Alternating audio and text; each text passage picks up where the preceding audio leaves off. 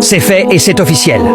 La Confédération africaine de football, la CAF, a officiellement suspendu le sélectionneur du Sénégal, Pape Thiaw. Une décision lourde dont la durée exacte de la suspension n'a pas encore été communiquée. Malgré les excuses présentées par le technicien sénégalais, l'instance africaine a choisi de frapper fort. Un message clair. Aucun comportement jugé contraire aux valeurs du football ne sera toléré, peu importe le statut ou la nation concernée.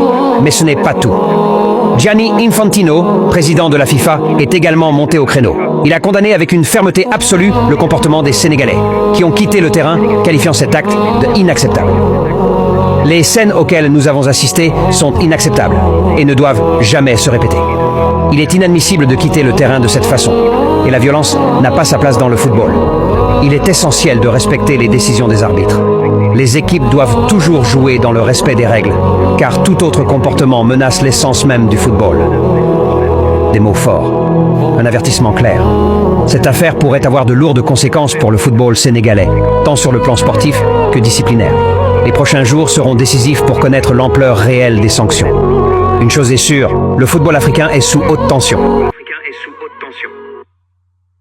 Vous avez suivi la vidéo, donc ça veut dire que les Sénégalais risquent de perdre leur trophée. C'est ça, parce qu'on les a convoqués le 6 février.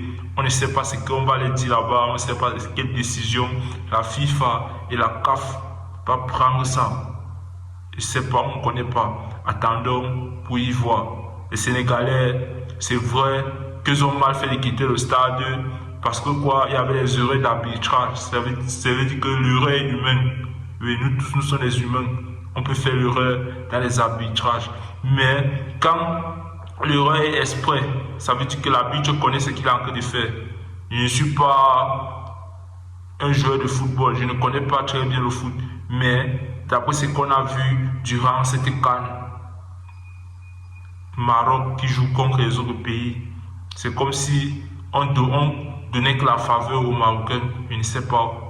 Attendons pour voir la décision. Prions que les Sénégalais ne perdent pas leur coupe. C'est ça, c'est le cas. Abonnez-vous, likez. Ciao.